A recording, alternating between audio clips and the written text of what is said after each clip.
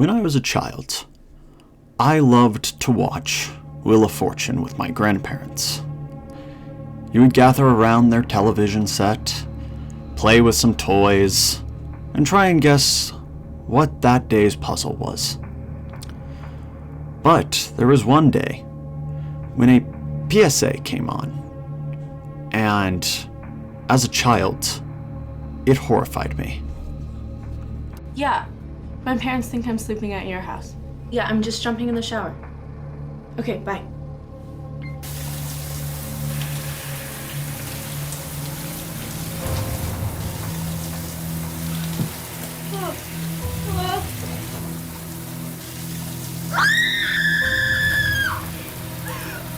Don't do it. Don't do it.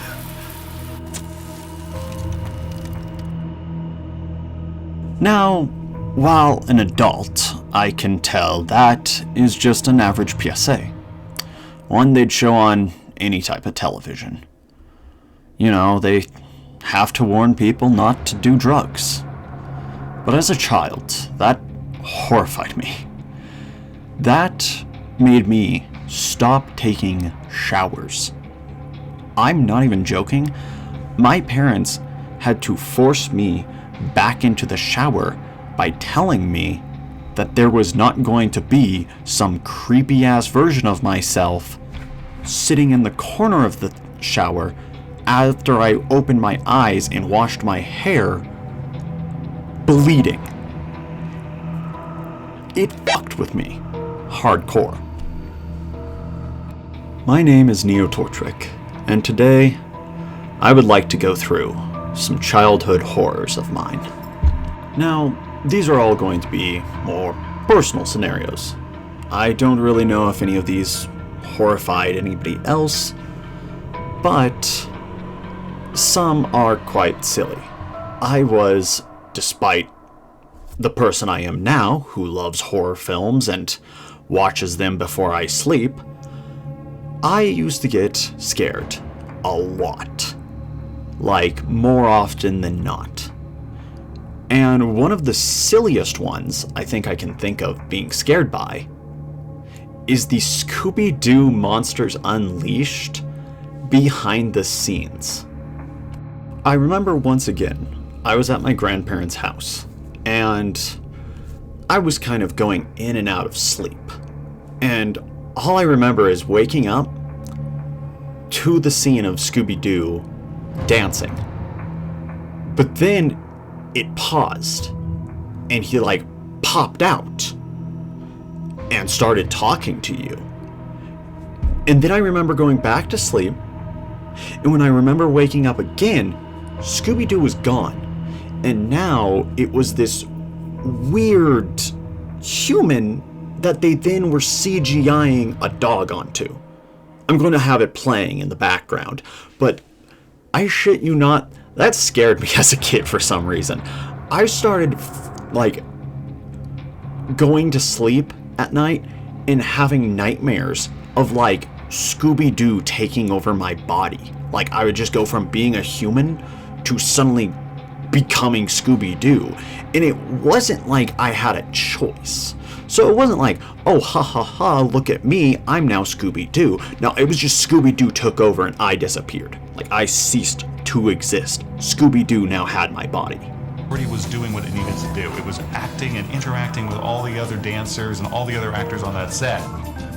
The body here is actually a live actor. His paws are actually something we physically filmed. They're not computer generated. And we had to then put Scooby's head in place of the real actor's head. It turned out to be very, very convincing.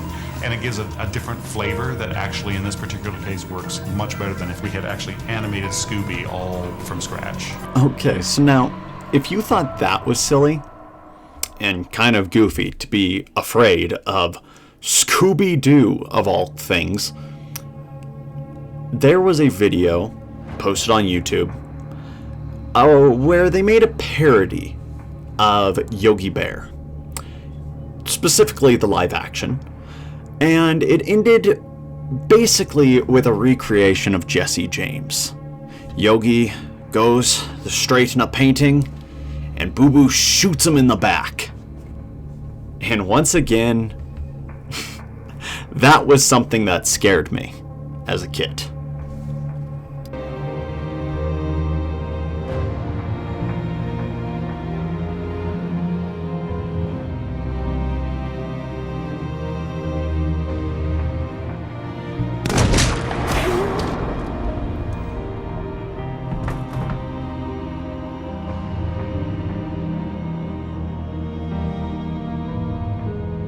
Now, I think the reason it scared me is because of the weird close-up it does with Yogi Bear's eyes.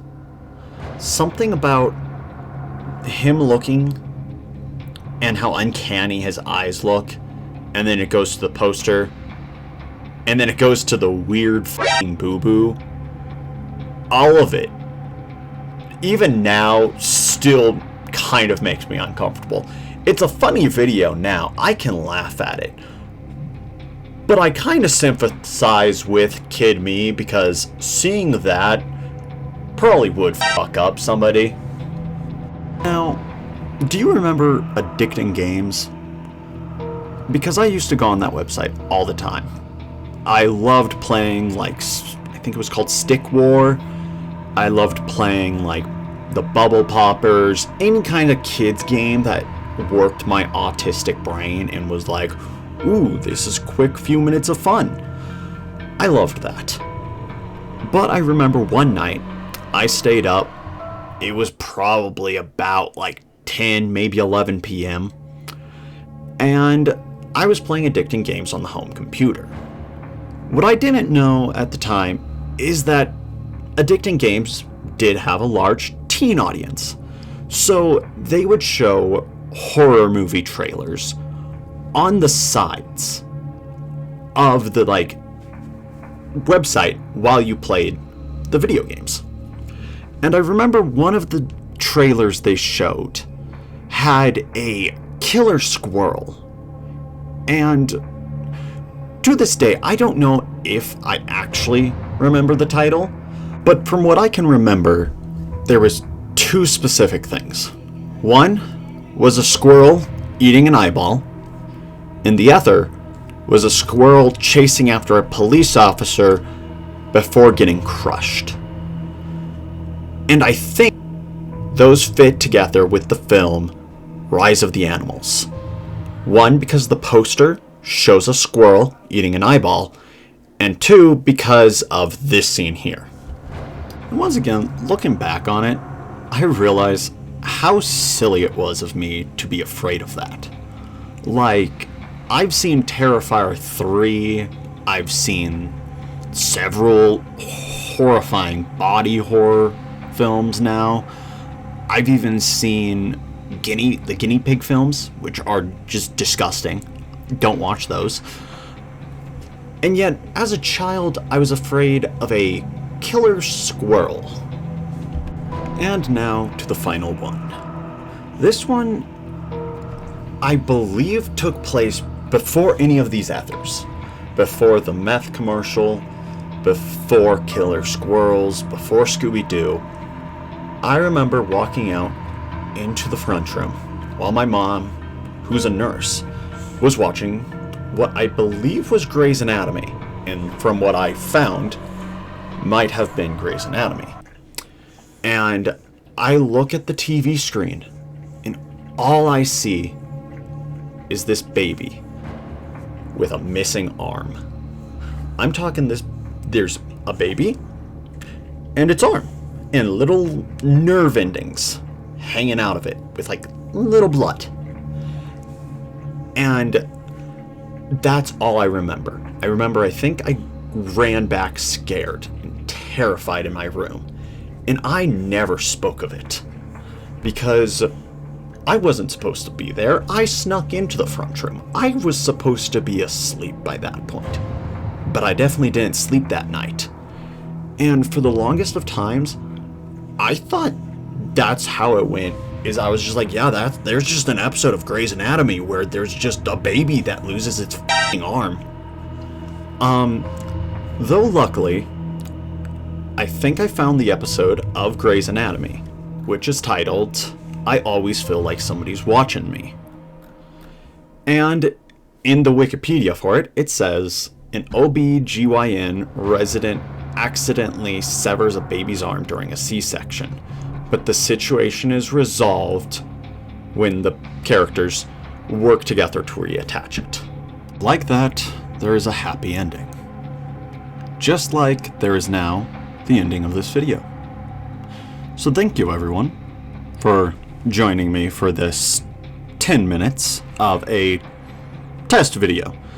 Hopefully my editing wasn't god-awful. I know it wasn't great. If there's anything I can work on, please comment below. And as well as, well, like and subscribe. And until the next video, thank you all.